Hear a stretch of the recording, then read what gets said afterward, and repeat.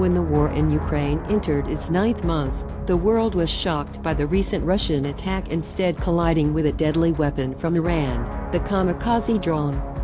What are kamikaze drones? The severe surprise of his attack?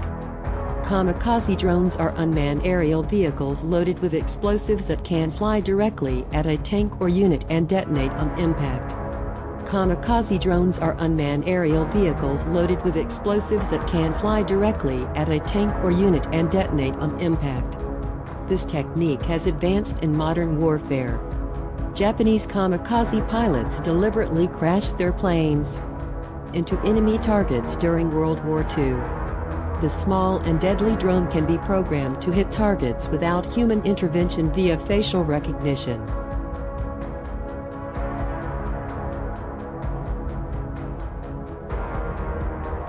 The drone can also stay in the air doing nothing for a long time.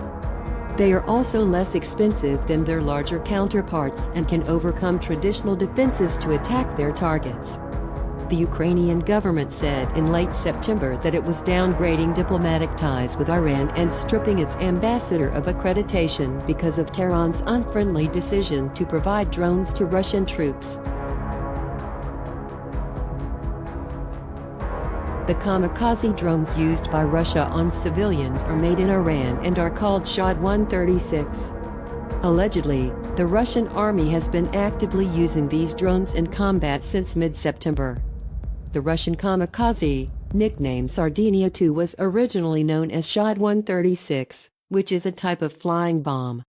With a warhead loaded with explosives, the drone is able to hover over the target until an attack order is given.